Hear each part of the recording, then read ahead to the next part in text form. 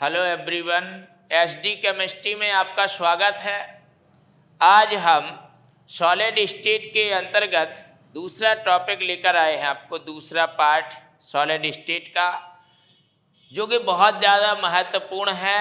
आज हम जानेंगे प्रीमिटिव यूनिट सेल्स और क्रिस्टल लेटिस, इसके अलावा 7 क्रिस्टल सिस्टम्स। जी हाँ, जो कि संपूर्ण क्रिस्टलों की जहाँ से रचना होती है उस बेस को आज हम जानने वाले हैं, जिससे रिलेटेड क्वेश्चंस एमसीक्यू के रूप में प्रत्येक एग्जामिनेशंस में, प्रत्येक वनडे एग्जामिनेशंस में पूछा जाता है।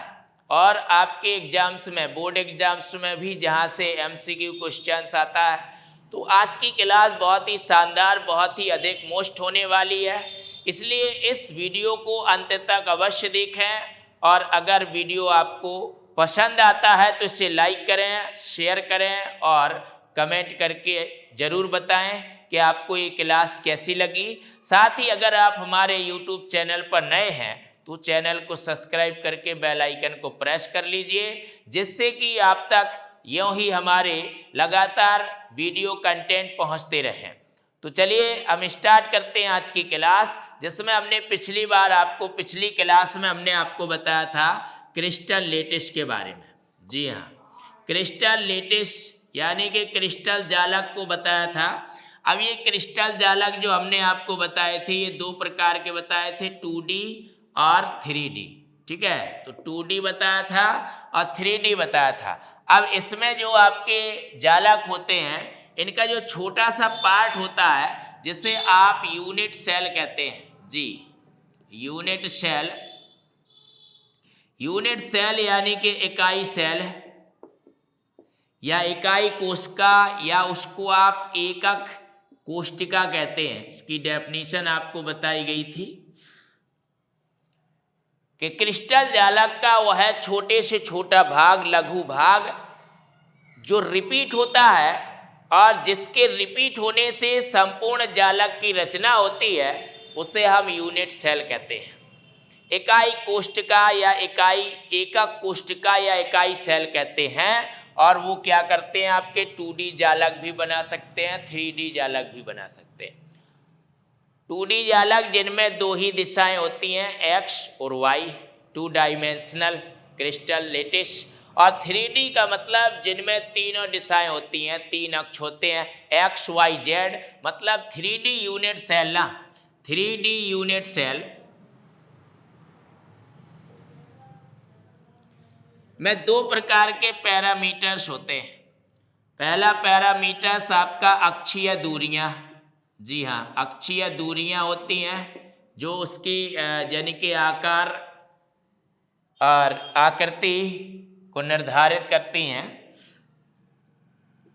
और दूसरा है अक्षीय कोण। जी, अक्षीय कोण। ये 2 प्रकार के पैरामीटर्स होते हैं 3D यूनिट सेल के। त्रिविम जालक, त्रिविम क्रिस्टल जालक जिन यूनिट सेल से बना होता है, वो यूनिट सेल भी भैया 3D वाली होती हैं, त्रिविम यूनिट सेल होती हैं। और उनकी जो आकृति है, आकार है, या उनकी जो टाइप्स है, वो पैरामीटर्स निर्धारित करते हैं। तो वहाँ पर 2 पैरामीटर्स होते हैं। चूँकि ये जो किसी भी अक्षों पर 3D का मतलब ये 3 प्रकार की अक्ष हैं, एक्स वाई जेड, इन अक्षों पर ये फैली होती हैं। ठीक है, तो इनको आप जो अक्षीय दूरियां यहाँ पर, वो आप A B C मानते हो। ठीक है, और अक्षीय कोण आप अल्फा बीटा गामा मानते हैं। ठीक, ये आपके पैरामीटर्स हैं जो यूनिट सेल को डिफाइन करते हैं। यूनिट सेल को डिफाइन करते हैं। तो क्रिस्टल जालक का छोटे से छोटा भाग जो बार बार रिपीट होता है और जिसकी एक नियमित व्यवस्था और रिपीटिशन से क्रिस्टल जालक का फॉर्मेशन होता है, पूरा क्रिस्टल जालक का निर्माण होता है, उससे आप यूनिट सेल कहते हैं। यूनिट सेल में 2 प्रकार के पैरामीटर्स होते हैं। अब ये जो हमारे यूनिट सेल होते हैं, ये 2 प्रकार के होते हैं, या तो सिंपल हो सकते हैं या फिर सेंटर्ड हो सकते हैं। जी हाँ, तो देखिए क्रिस्टल जालक में जो भी क्रिस्टल हम जिस क्रिस्टल का भी क्रिस्टल जालक बनाते हैं तो हम उसमें घटक कणों को अवयवी कणों को गोला या बिंदु के रूप में मानते हैं। अवयवी कण, जी हाँ, अवयवी कणों को हम अवयवी कण क्या होते हैं हमारे? अणु हो सकते हैं, ठीक है, परमाणु हो सकते हैं या फिर आयन हो सकते हैं। सारी बात हमने आपको पिछली वीडियो में डिस्कस करी है। अगर आप उस वीडियो को नहीं देखे हैं तो सबसे पहले उसे वॉच कर लीजिए ताकि आपको बहुत अच्छे से सिस्टम समझ में आ जाए। तो अवयवी कणों को आप क्या मानते हो भैया? एक गोला या एक बिंदु मानते हो। तो जैसे एक क्यूबिक यूनिट सेल है, सपोज डेट इस तरह का एक क्यूबिक है, क्यूबिक यूनिट सेल है जी। तो इस प्रकार से एक आपका क्यूबिक यूनिट सेल है। तो यहाँ पर हम कणों को गोला मान लेते हैं। तो इस तरह से ये गोले कोने पर है मान लीजिए, ठीक है। तो अगर यूनिट सेल में जो हमारे अवयवी कण हैं वो सिर्फ कोने पर होते हैं तो वो भैया सिंपल यूनिट सेल होती है। सिंपल यूनिट सेल जी, सिंपल यूनिट सेल होती है, उससे आप सिंपल यूनिट सेल या फिर आप उसी को प्रीमिटिव यूनिट सेल कहते हैं। Primitive unit cell, primitive unit cell कहते हैं, प्रीमिटिव यूनिट सेल। जी हाँ, आप इसे सरल या आग्ध इकाई सेल, एकक सेल कहते हैं, ठीक है। एकक सेल या एकक कोशिका सिंपल या प्रीमिटिव यूनिट सेल कहते हैं। और जब यही घटक कण इनके अंदर आने लगते हैं सेंटर पर, या तो फलकों के सेंटर पर या फिर इस पूरे यूनिट सेल के मेन सेंटर पर यानी बॉडी सेंटर्ड, तो देखिए इस तरह से आपने एक क्यूबिक यूनिट सेल बनाया जैसे अभी बनाया था। तो ये आपका ये क्यूबिक यूनिट सेल है भैया, ठीक है। और इस क्यूबिक यूनिट सेल में ये जो पार्टिकल्स हैं ये कोनों पर हैं, राइट है। तो कोनों पर है तो ये आपकी सिंपल या प्रीमिटिव यूनिट सेल है। और जब यही पार्टिकल्स इनके जो है फलकों के केंद्रों पर आने लगते हैं या बॉडी सेंटर पर आने लगते हैं, कहीं पर भी आने लगते हैं, तो ये आपकी क्या हो जाती है? सेंटर्ड, सेंटर्ड यूनिट सेल हो जाती है, सेंटर्ड यूनिट सेल जी। जी हाँ, तो देखिए क्रिस्टल जालक 3D क्रिस्टल जालक हो चाहे 2D क्रिस्टल जालक हो, वो यूनिट सेल से बना होता है। उसमें एक छोटा सा ऐसा भाग होता है जो बारंबार रिपीट होता है और क्रिस्टल जालक का निर्माण करता है। उस छोटे से भाग को यूनिट सेल कहते हैं। अब यूनिट सेल में अवयवी कण होते हैं। अब वो अवयवी कण अगर यूनिट सेल के सिर्फ कोनों पर हैं तो वो सिंपल यूनिट सेल या प्रीमिटिव यूनिट सेल होती है। और अगर कोनों के अलावा वो उसके अंदर सेंटरों पर भी अगर अवयवी कण हैं तो वो सेंटर्ड यूनिट सेल होती है, ठीक है। तो सेंटर्ड यूनिट सेल या प्रीमिटिव या सिंपल यूनिट सेल, दो तरह की आपकी यूनिट सेल होती हैं और यही यूनिट सेल क्रिस्टल जालक की रचना या निर्माण करती हैं। तो ये 7 प्रकार की यूनिट सेल हैं जो आधार है जिसे हम 7 क्रिस्टल सिस्टम कहते हैं। और उनकी टिप्स, उनको सीखना बहुत कठिन है, उनको याद करना काफ़ी मुश्किल होती है, लेकिन हम उसकी आपको टिप्स बताने वाले हैं थोड़ी ही देर में। तो वीडियो के अंत तक बने रहिए क्योंकि ऐसी शानदार टिप्स आप जानेंगे कि आपको बिल्कुल आसान लगेगा और आप बहुत ही आसानी से उसको सीख सकते हैं, ठीक है। इसके लिए आप निरंतर वीडियो हमारे देखते रहें, लास्ट तक देखें इस वीडियो को।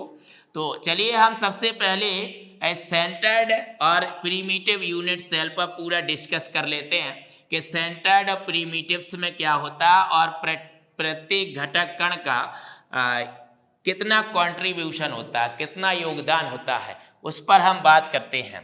तो भैया सबसे पहले प्रीमिटिव या उसी को आप कहते हैं सिंपल यूनिट सेल जी। तो आप सिंपल यूनिट सेल जिसमें आपको क्यूबिक यूनिट सेल के बारे में अध्ययन करना है, सिंपल क्यूबिक, चलिए क्यूबिक यूनिट सेल।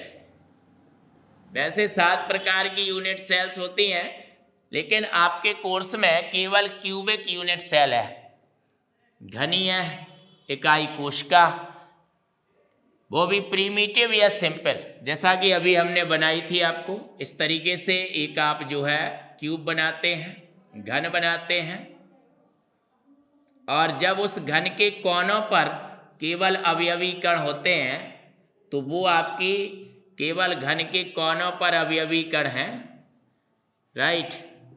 केवल जब घन के कोनों पर अवयवी कण होते हैं तो वो आपकी प्रीमिटिव यूनिट सेल होती है।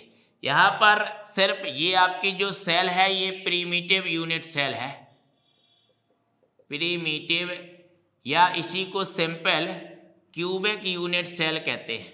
जी हाँ, यूनिट सेल। अब यहाँ पर जो कोनों पर उपस्थित कण का कंट्रीब्यूशन है, कोने पर उपस्थित कण का योगदान, जो योगदान होता है, कंट्रीब्यूशन होता है, वो कितना होता है? 1/8 का कंट्रीब्यूशन होता है। जब ये पूरा 3D जालक बनता है तो इसका कोने का एक कण 8 भागों में डिवाइड होता है, यानी इसमें आपको 8 कण दिख रहे हैं।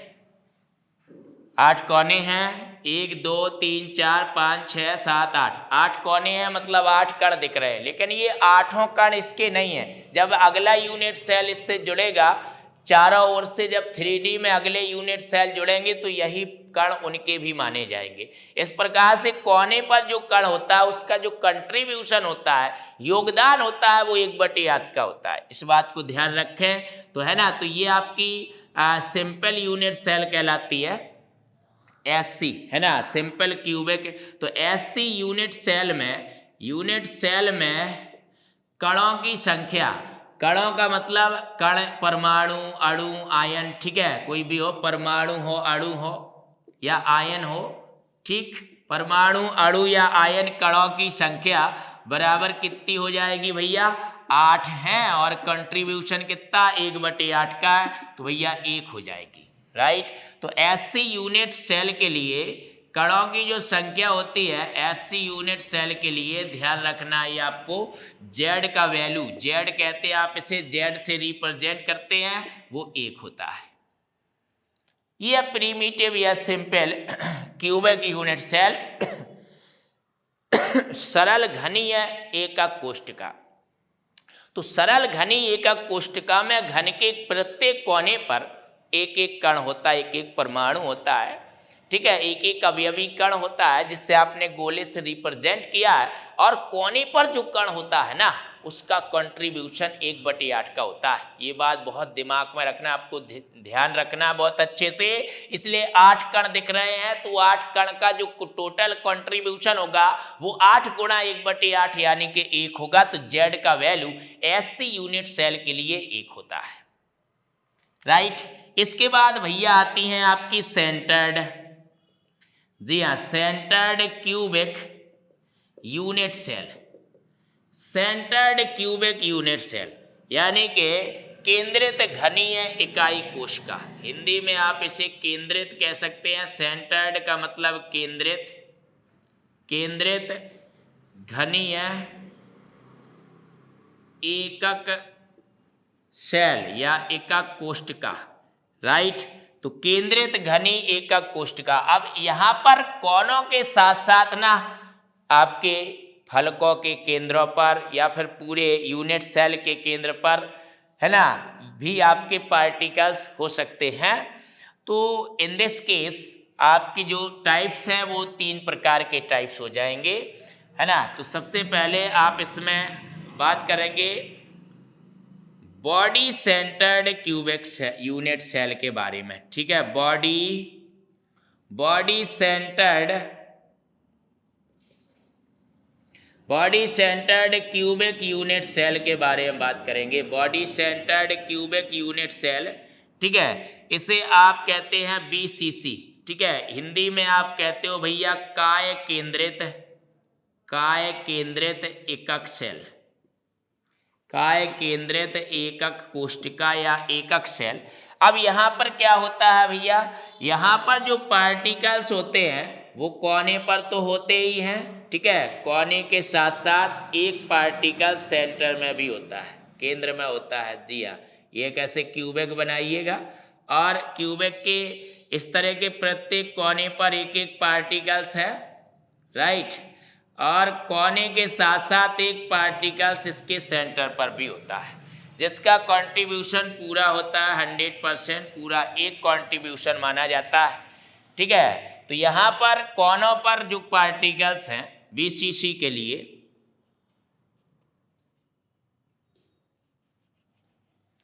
हाँ, तो बीसीसी यूनिट सेल में भैया, यूनिट सेल में 8 कण कोनों पर होते हैं और एक कण पूरे यूनिट सेल के सेंटर पर होता है, अंतः केंद्र पर होता है।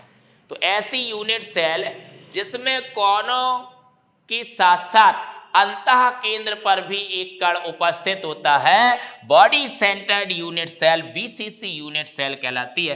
तो बीसीसी यूनिट सेल में कणों की संख्या भैया कितनी हो जाएगी? कणों की संख्या Z बराबर हो जाएगी 8 गुणा 1/8। ये कहाँ पर है? आपका कोनों पर, ठीक है। और प्लस 1, ये टोटल एक पूरा फुल कंट्रीब्यूशन होगा। एक का ये कहाँ होगा भैया? अंतः केंद्र पर। ध्यान दीजिएगा, अंतः केंद्र पर जो पार्टिकल्स है उसका योगदान पूरा 1 का हो जाएगा। तो 1 + 1 = 2, मतलब कि Z का मान कितना आ जाएगा? 2 आ जाएगा, body centred cubic unit cell के लिए, बीसीसी के लिए। जी हाँ, अब हम बात करते हैं दूसरा टाइप, फेस सेंटर्ड क्यूबिक। जी हाँ, फेस सेंटर्ड क्यूबिक के लिए, face centred cubic unit cell.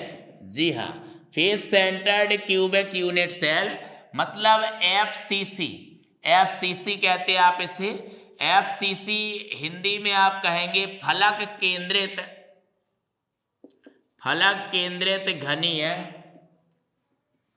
एकक सेल, एकक कोशिका या एकक सेल, फलक केंद्रित एकक सेल है आपकी एफसीसी, राइट। अब इसमें क्या होता है? प्रत्येक फलक के केंद्र पर भी आपका पार्टिकल्स होता है क्यूबिक के साथ साथ। तो आप इस तरीके से एक क्यूबिक बनाएंगे, जी, एक इस तरह से आप क्यूबिक बनाएंगे और एक क्यूबिक बनाने के साथ साथ आप प्रत्येक फलक के केंद्र पर भी एक एक पार्टिकल्स बनाओगे। इस तरीके से आपको फलक के केंद्र पर पार्टिकल्स बनाना है। तो ये प्रत्येक कोने पर एक एक पार्टिकल्स हैं। ये ब्लैक पॉइंट से हमने दर्शाए या गोले से दर्शा सकते हो आप, ठीक है। ये प्रत्येक फलक के केंद्र पर एक एक पार्टिकल्स है, ठीक। ये देखिए, गौर से देखिएगा आप, है ना। तो प्रत्येक कोने पर एक एक कण होता है और यहाँ पर 6 पलक है, पूरे 6 पल्ले हैं, है ना। ये आप 3D का चित्र है, तो आप बड़ा सा चित्र बना के इसमें देखिए, ये बड़ा सा चित्र है, इसमें ये फलक देख सकते हैं। ये पीछे का पल्ला, है ना, ये साइड का, सामने का, ये बिल्कुल आगे का पल्ला। तो टोटल, या फिर आप एक बॉक्स लेकर, एक जो बॉक्स होता है उसमें आप जो है इमेजिन कर सकते हैं कि कितने फलक होते हैं, कितने पल्ले होते हैं। तो टोटल आपके जो है 6 पल्ले हैं, मतलब 6 फलक हैं। प्रत्येक फलक के केंद्र पर एक एक कण है और 8 कोने होते हैं उस डिब्बे में आपके, है ना। एक घन के आकार का कोई भी डिब्बा है, कोई भी मतलब पूठा टाइप का बॉक्स है ना। ज़्यादातर आप जो बॉक्स देखते हैं, बहुत सारे आप सामान परचेज करते रहते हैं, उनमें बॉक्स आते हैं छोटे छोटे।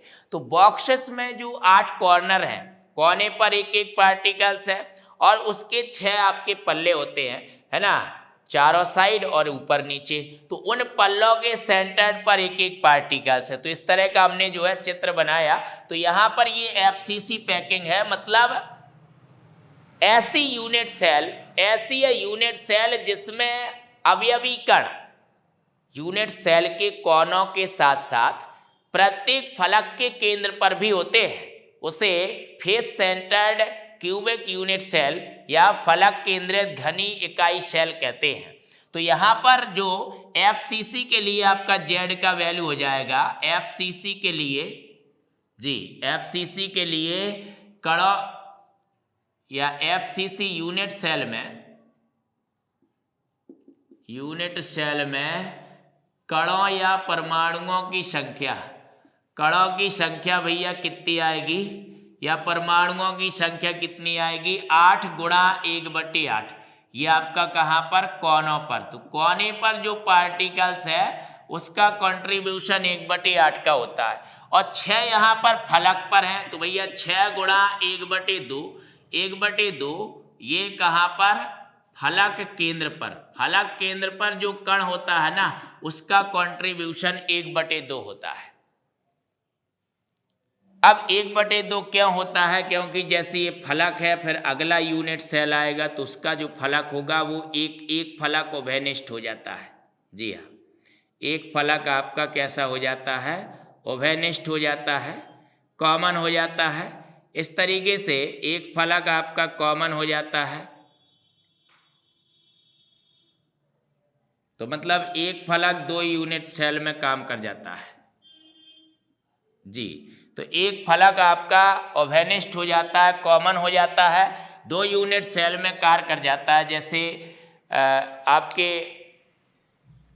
एक बड़ा सा हॉल है और उस हॉल में आपको 2 कमरे बनाने हैं, तो उस हॉल के बीचों बीच में आके एक दीवार डाल देंगे आप, तो वो हॉल आपका 2 कमरों में बढ़ जाएगा।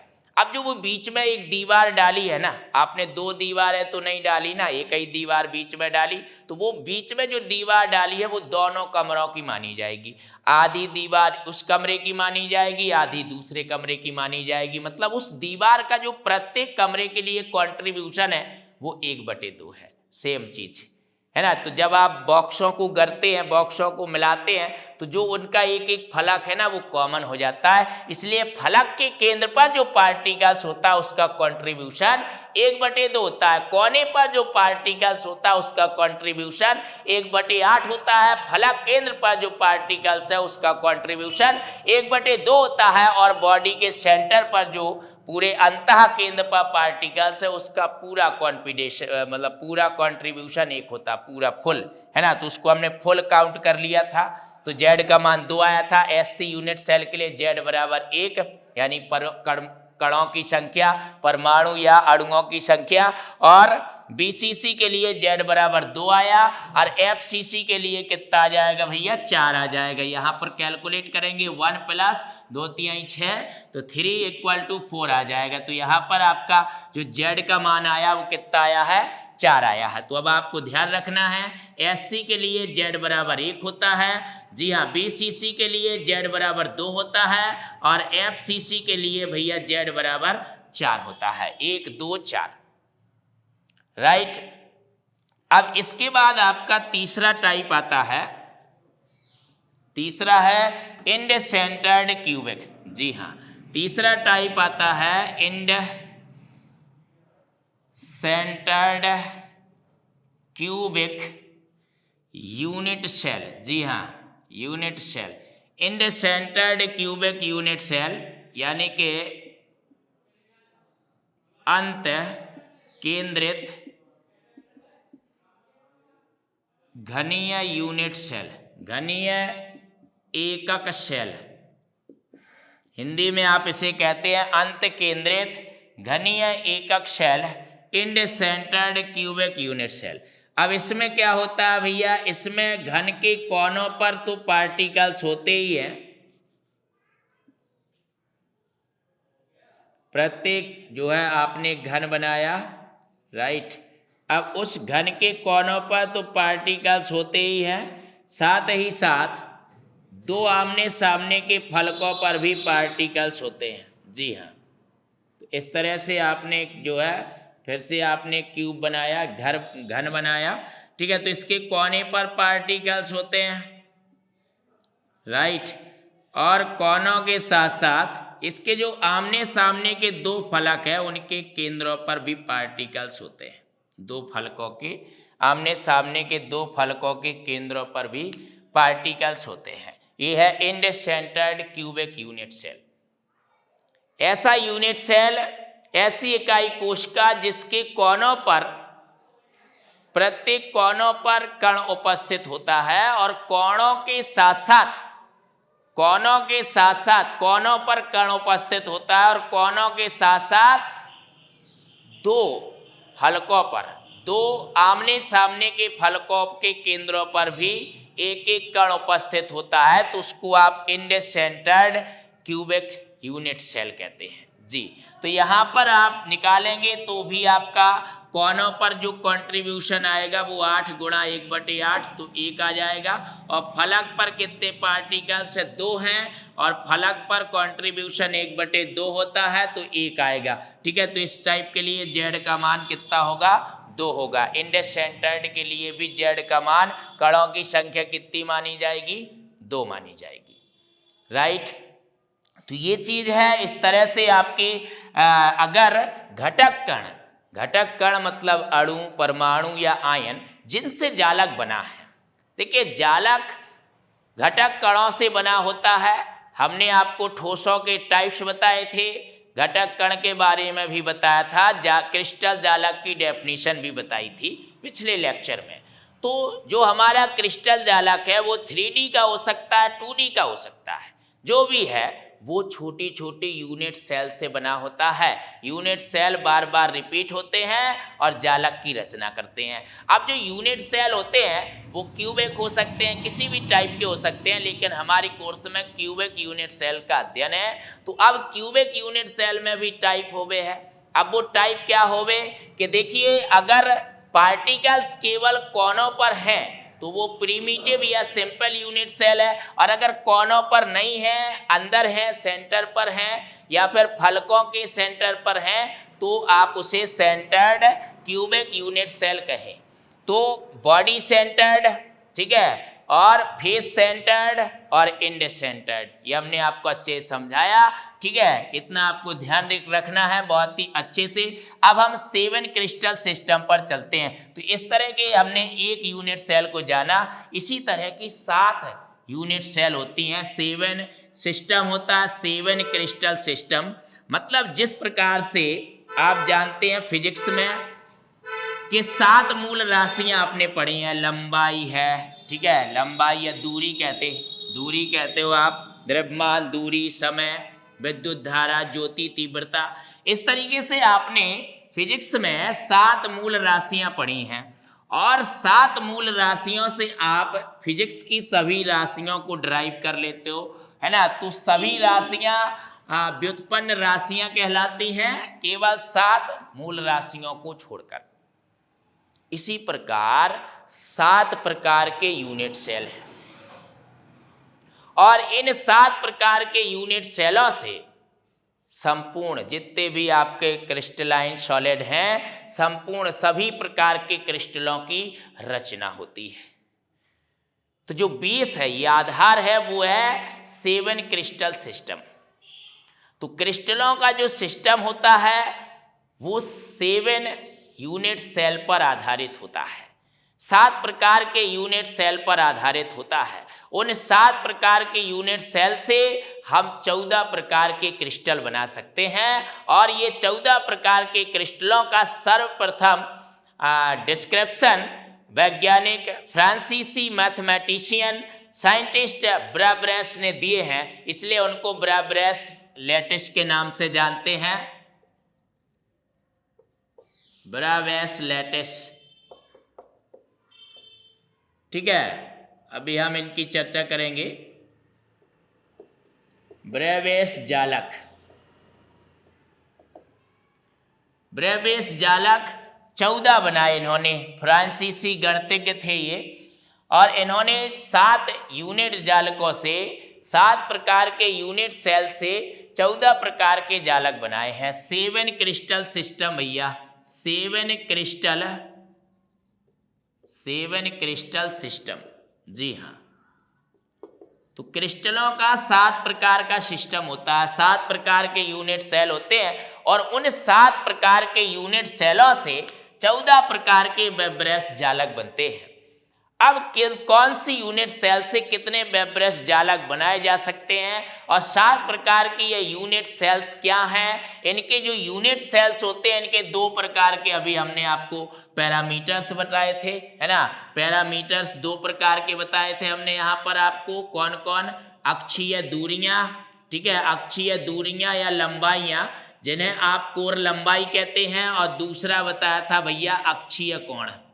जी हाँ, अक्षीय कोण बताए थे आपको। तो अक्षीय दूरियां आप क्या लिखते हो, ए बी सी, ठीक है, और अक्षीय कोण अल्फा बीटा गामा। तो इनमें क्या संबंध होता है, कौन कौन सी अक्षीय दूरी समान होती है, कौन असमान होती है, ठीक है, ये सब यूनिट सेल के आकार आकृति को निर्धारित करते हैं ये पैरामीटर्स।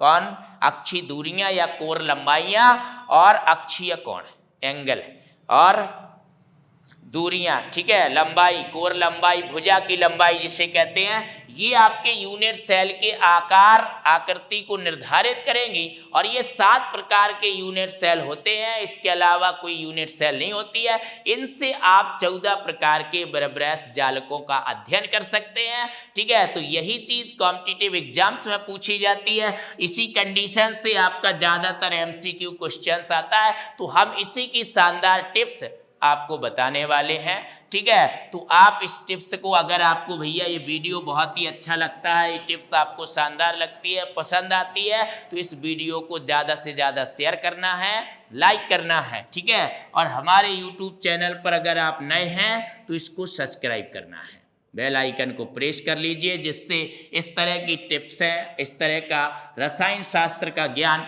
आप तक नियमित पहुंचता रहे। तो टिप्स आपको ध्यान देना है, ठीक है। इसके बाद यूनिट सेल, ठीक है, या निकाय के क्रिस्टल सिस्टम कैसी है, क्रिस्टल तंत्र,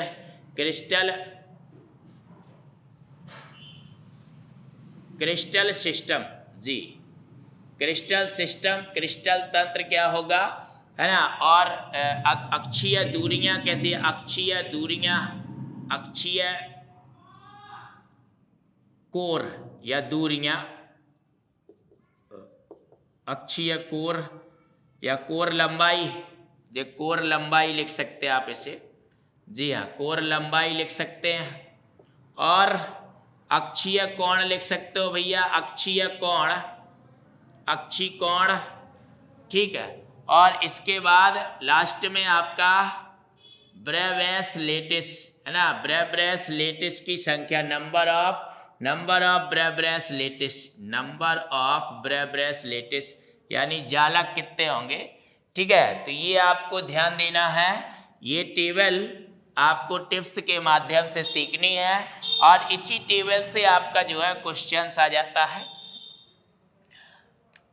तो देखिए टेबल क्या है भैया, टेबल है तुम मॉलिक्यूलर ऑर्बिटल थ्योरी, मॉलिक्यूलर माने मॉलिक्यूलर ऑर्बिटल थ्योरी आपको पढ़ाई गई थी।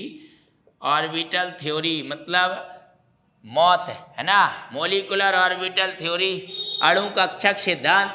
तो मॉलिक्यूलर ऑर्बिटल थ्योरी, और भैया हम कोवैलेंट रेडियस, हम कोवैलेंट रेडियस, रेडियस मीन्स त्रिज्या, कोवैलेंट रेडियस, कोवैलेंट मतलब सहसंयोजी त्रिज्या।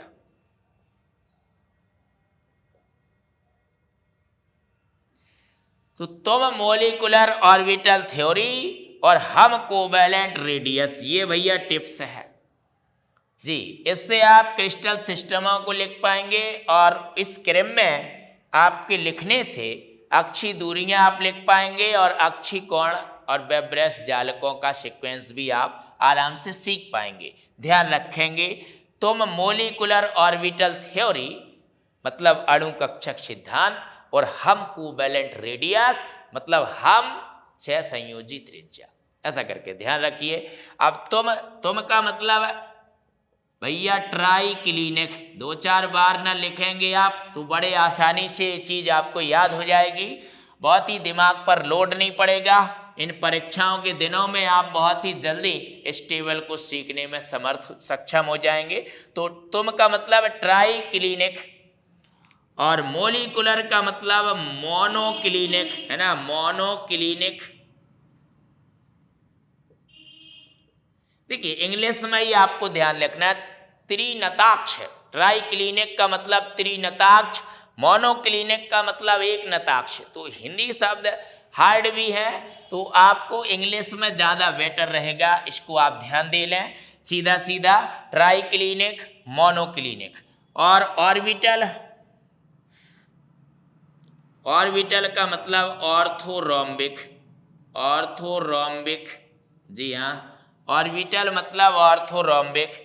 थ्योरी, थ्योरी मतलब टेट्रागोनल, जी हाँ, टेट्रागोनल, टेट्रागोनल थ्योरी, टेट्रागोनल जी। हम मतलब हेक्सागोनल, हेक्सागोनल, हम हेक्सागोनल।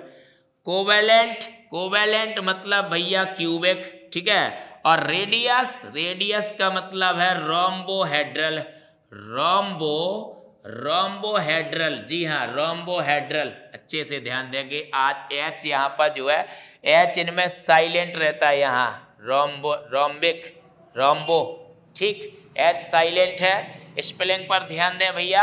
तो तुम मॉलिक्यूलर ऑर्बिटल थ्योरी, हम कोवेलेंट रेडियस। तुम मतलब ट्राइक्लिनिक, मॉलिक्यूलर मतलब मोनोक्लिनिक, ऑर्बिटल मतलब ऑर्थोरोम्बिक, थ्योरी मतलब टेट्रागोनल, और हम मतलब हेक्सागोनल, और कोवेलेंट मतलब क्यूबिक, और रेडियस मतलब रोम्बोहेड्रल, राइट। अब कोर लंबाइयां, यहां पर ए बराबर बी बराबर सी, डज नॉट इक्वल, ठीक है, मतलब A does not equal B, does not equal C, ऐसा लिखना आपको।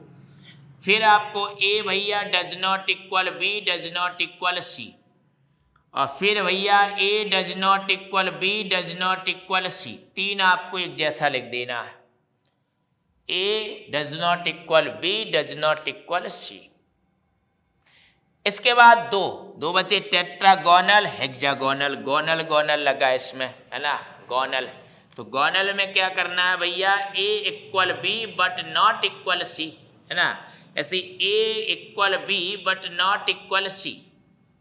अक्षी दूरियां ध्यान रखें, ये तीन, तीन ये अलग ढंग से ध्यान रखना है, ये दो अलग ढंग से ध्यान रखना है, राइट, समझ पा रहे बात को, है ना।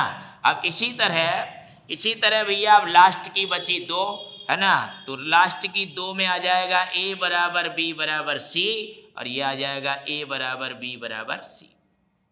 तो नाम याद हो गया आपको, अक्षी दूरियां, कंडीशंस आपको ध्यान रहेगी इस क्रम में सीखने से, है ना।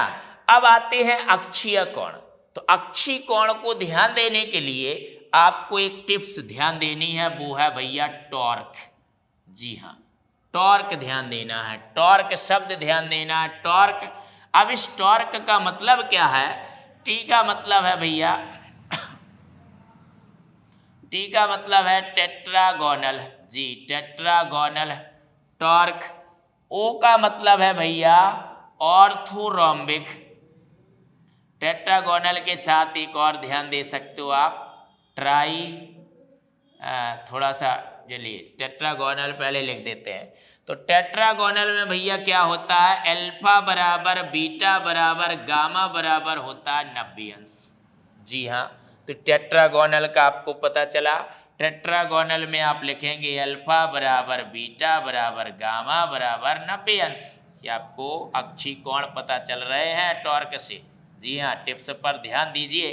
तो अल्फा बराबर बीटा बराबर गामा बराबर 90 अंश, और साथ ही टी से आप ध्यान दे सकते हो ट्राइक्लिनिक का, जी हाँ, ट्राइक्लिनिक, ट्राइक्लिनिक का ध्यान दे सकते हो, ट्राइक्लिनिक, ट्राइक्लिनिक, जी हाँ, ट्राइक्लिनिक। तो ट्राइक्लिनिक में क्या करना है, alpha does not equal beta, does not equal gamma, does not equal 90 अंश, जी। तो ये आपको ऐसा लिख देना है ट्राइक्लिनिक में, ट्राइक्लिनिक में लिखना है alpha does not equal beta, does not equal gamma, does not equal 90 अंश, राइट। ये आपको कंडीशन यहाँ पता चली ट्राइक्लिनिक की। अब इसके बाद दूसरा भैया, दूसरा ओ का मतलब है ऑर्थो, ऑर्थोरोम्बिक, जी हाँ, ऑर्थोरोम्बिक, ऑर्थोरोम्बिक, ऑर्थोरोम्बिक का मतलब है भैया अल्फा बराबर बीटा बराबर गामा बराबर 90 अंश, ठीक है। इसे टॉर्क में पिरोया है, एक जैसे हैं ये। तो ऑर्थोरोम्बिक में भी आपको लिखना है भैया अल्फा बराबर बीटा बराबर गामा बराबर 90 अंश। जी हाँ, ऑर्थोरोम्बिक। आर, आर का मतलब रेडियस, रेडियस में क्या करते हो, रेडियस में क्या करते हो, रोम्बोहेड्रल, ये लास्ट वाला रोम्बोहेड्रल भैया, रोम्बोहेड्रल, रोम्बोहेड्रल। जी, इसमें थोड़ा सा ध्यान देना होगा। रोम्बोहेड्रल में अल्फा बराबर बीटा बराबर गामा बराबर 90 अंश, तो डज नॉट इक्वल 90 अंश होता, बाकी टॉर्क तीनों में इक्वल टू 90 होता है, लेकिन ये लास्ट वाला ध्यान देंगे, अल्फा बराबर बीटा बराबर गामा डज नॉट इक्वल 90 अंश। ठीक है, तो ये लास्ट वाला हो गया। इसके बाद टॉर्क, टॉर्क का सी बचा। सी मतलब, सी का मतलब भैया क्यूबिक। जी हाँ, तो क्यूबिक में भैया अल्फा बराबर बीटा बराबर गामा बराबर 90 अंश। ठीक है, तो क्यूबिक में भी आप लिख देंगे अल्फा बराबर बीटा बराबर गामा बराबर 90 अंश। ठीक, इतना ध्यान रहेगा आपको, इतना अच्छे से ध्यान रख सकते हैं आप। अब देखिए यहाँ पर दो बचे हैं, हेक्सागोनल और मोनोक्लिनिक, दो बचे हैं। तो भैया दो अब आप आराम से याद रख सकते हो। अब मोनोक्लिनिक में क्या याद रखना है कि अल्फा बराबर गामा बराबर 90 अंश होता है। ठीक है, और लेकिन बीटा भैया डज नॉट इक्वल 90 अंश होता है। ये आपको याद रखना पड़ेगा, ध्यान रखना पड़ेगा मोनोक्लिनिक के लिए। और हेक्सागोनल के लिए ध्यान रखना होगा आपको, अल्फा बराबर बीटा बराबर भैया 90 अंश होता है और गामा बराबर भैया 120 अंश होता है। ये आपको ध्यान रखना पड़ेगा हेक्सागोनल के लिए।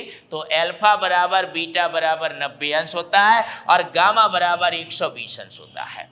तो ये आप इस तरह से अगर टेक्निक से आप इस टेबल को सीखते हैं तो हमेशा हमेशा के लिए सीख सकते हो, और इन फ्यूचर हमेशा ये आपको काम आती रहेगी हर वनडे एग्जाम्स में। जब तक आप सॉलिड स्टेट जहाँ जहाँ भी पढ़ेंगे ना, बिना प्रीमिटिव 7 आपके 7 क्रिस्टल सिस्टम के बिना आप जो है सॉलिड स्टेट को सीख नहीं सकते हैं, उसको समझ ही नहीं सकते हैं। तो सॉलिड स्टेट की रियल स्टार्टिंग है ये। कल जो हमने टाइप्स ऑफ सॉलिड्स बताए थे वो थियोरेटिकल पोर्शन था, ये रियल आप स्टार्टिंग है। अब इनमें नंबर ऑफ ब्रेब्रेस लेटिस, ब्रेब्रेस लेटिसों को भी आप ऐसे ध्यान दे सकते हो भैया। 14 ब्रेब्रेस लेटिस बनाए थे, तो भैया 1 2 का 4, ठीक है, फिर 4 को दोबारा नहीं लिखना है, 4 2 का 1 और 31 टोटल आपके हो गए 14 ब्रेब्रेस जालक। इस तरह से आप ध्यान दे सकते हैं। मतलब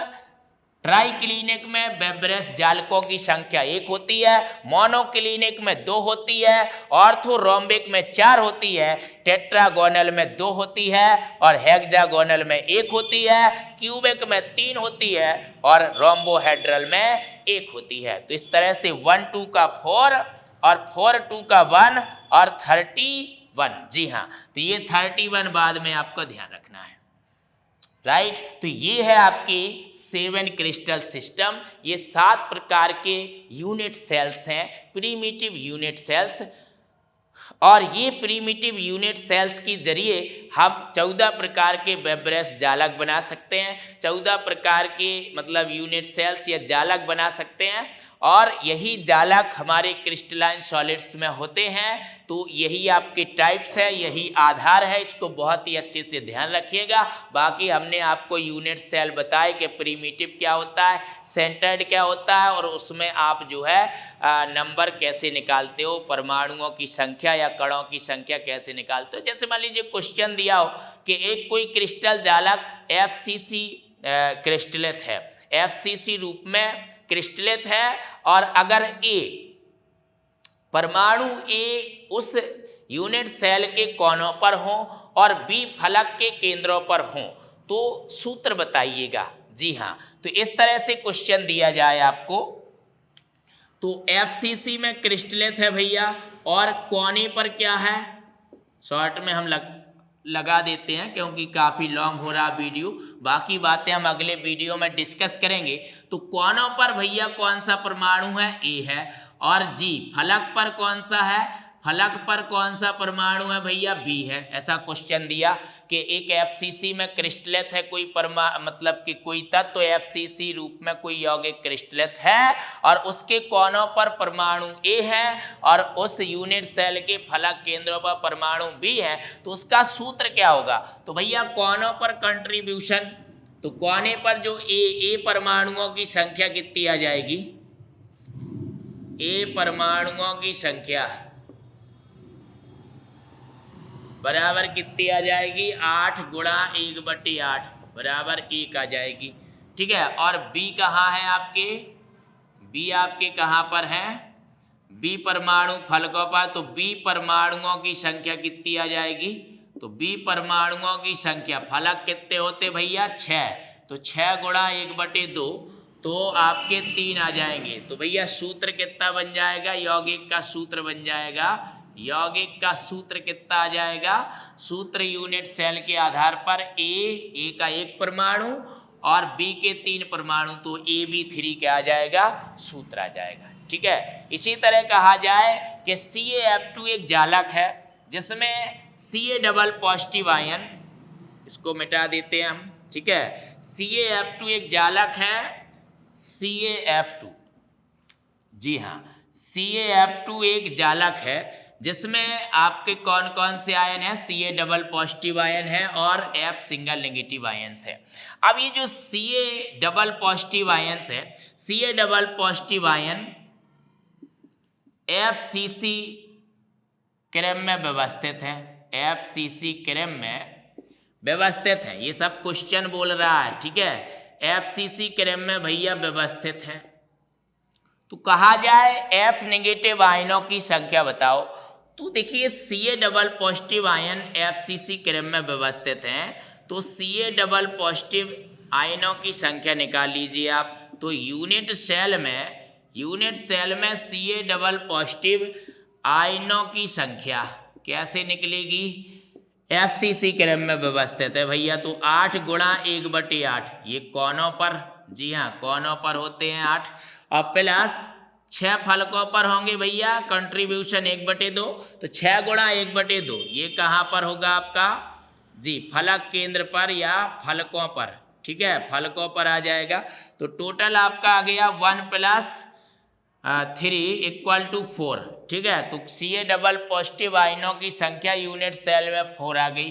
अब जब एक Ca डबल पॉजिटिव है तो उसको 2 F नेगेटिव घेरे हुए हैं, है ना, तो अब आप निकाल सकते हो भैया यूनिट सेल में F नेगेटिव आयनों की संख्या, जी हाँ आयनों की संख्या कितनी हो जाएगी, बराबर 2 × 4 = 8। 8 आपका क्या आ जाएगा, आंसर आ जाएगा। तो जब Ca डबल पॉजिटिव आयनों की संख्या 4 आ गई है तो F नेगेटिव आयनों की संख्या दुगनी हो जाएगी, 8 हो जाएगी। तो इस तरह के क्वेश्चंस आप आराम से लगा सकते हैं, जो आप आज हमने आपको तरीका बताया है। आपका जैसे कहा जाए तो आप यूनिट सेल के हिसाब से उसका सूत्र बता सकते हो, कणों की संख्या निकाल सकते हो, है ना, यूनिट सेल कैसा है, SC है, BCC है, FCC है ना, इसका ध्यान रखते हुए। जी हाँ, तो आज की क्लास अगर आपको बहुत ही अच्छी लगी है, पसंद आई है, या कोई भी इसमें डाउट रह गया तो कमेंट करके ज़रूर बताएं। और क्लास अगर आपको पसंद आई है तो अब इसको लाइक करना ना भूलें, और लाइक करने के साथ साथ शेयर करें, और साथ ही हमारे YouTube चैनल को सब्सक्राइब करके बेल आइकन को प्रेस करें। धन्यवाद।